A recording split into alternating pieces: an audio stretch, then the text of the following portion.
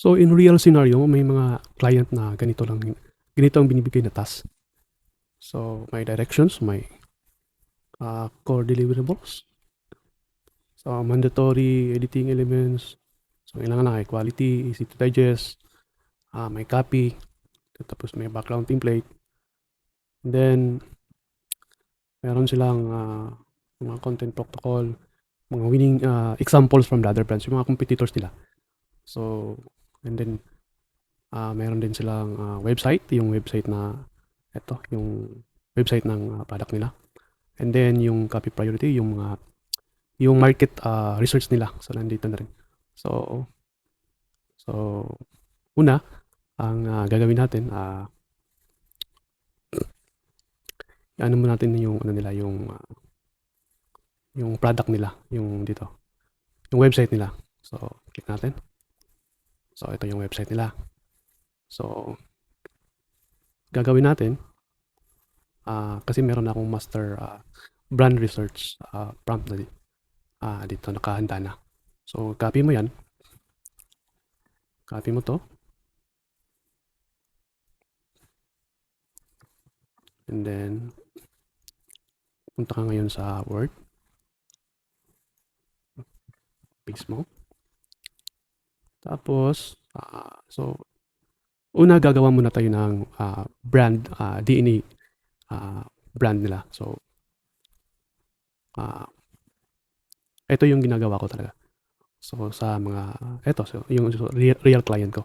So, yung target name nila, so ano yung target name nila is, ito. Rovina Tasantin. Ayan.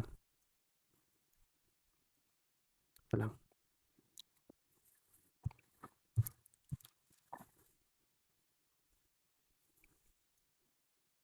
Rovina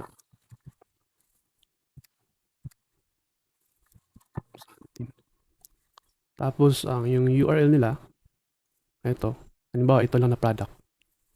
Kasi yun yung nakalagay na link doon. So, ito yung page nila. Specifically sa itong product lang. So, copy mo to. Yan. By the way, sa mga gustong magkaroon ng script na ganito, so just comment lang pre-script. So, ibigay ko sa iyo yung mga script na kailangan para ma-practice nyo. So, ito lang.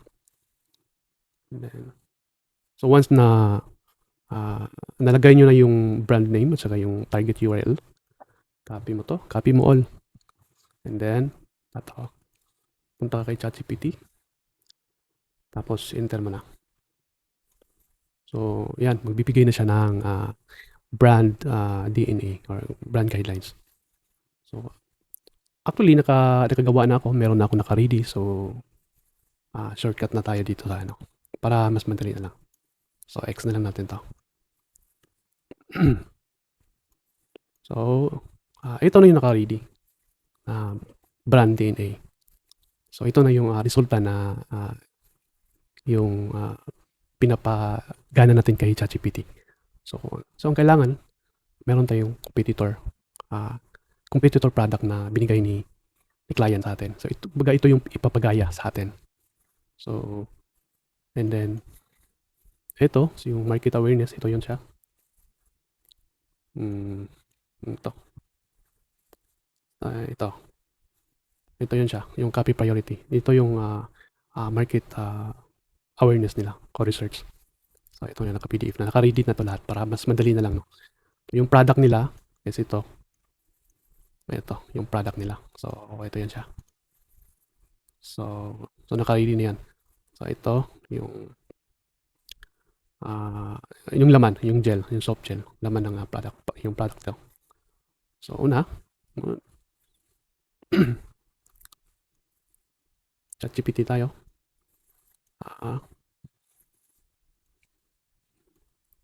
Fresh chat ni sa ChatGPT. And then, ito rin, copy-paste na lang. Madali na lang trabaho natin, copy-paste na lang. Ito lang trabaho ko. Araw-araw, ito yung ginagawa ko araw-araw. So, paste mo competitor. Paste mo to. yung product ng client. And then, yung market awareness ng product nila. Tsaka yung brand DNA, yung galing kay ChatGPT, yung gine-generate natin kanina. So again, kung gusto nyo ng script, just comment pre-script. So ibigay ko sa iyo yung script.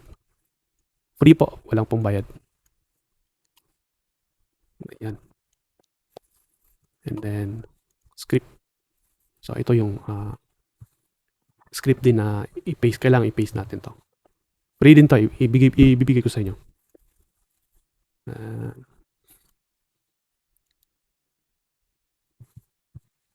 Okay. Okay. So, hintayin lang natin. So, madali lang talaga ang pagiging AI meta ads creatives ngayon. So, lalo na best friend natin si ChatGPT. So, nakagawa na tayo ng script. Ng prompt. So, now, sabi ni client kanina is, yung sabi ni client is 3 static. So, isa lang muna gagawin natin. So, yung ratio niya is 1:1. So, clear visual, vibrant color, clear bold title, digested text. So, tamang-tama sa, tamang-tama sa binigay, natin. Sample natin galing sa competitor niya. So, ayan. And then, generate.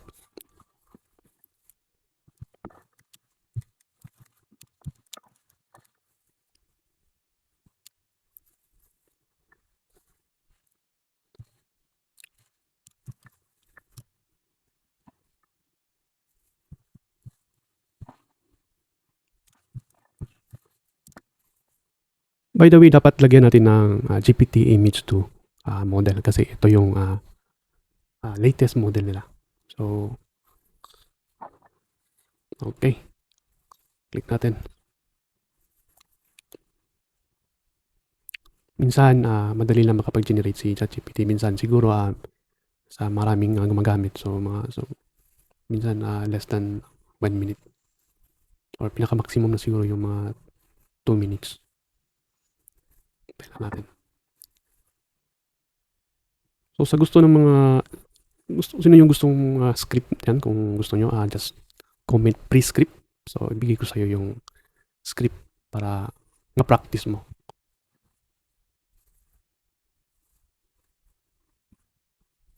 Ayan.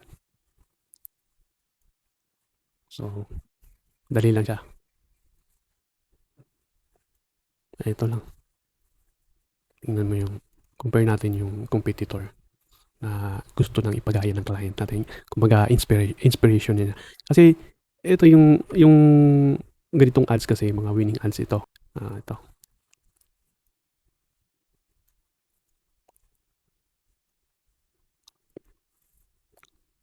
Ayan.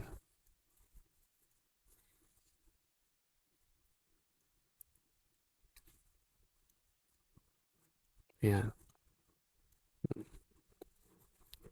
Okay. Ito yung hook. Ito yung hook niya. Ito yung hook natin. Ito yung hook ng client. Ito yung subtext. May mga benefits pa sa baba. So, tingnan mo yung grabe, no? Tingnan natin yung product product kanina. Ayan. So, 100% kuhang-kuha niya yung packaging. Diba? Oh. So, hindi na kailangan ng Photoshop dito. ChatGPT na. So, ito yung ginagawa ko. See? Packaging. Ito. Okay guys. Hanggang sa muli. Thank you.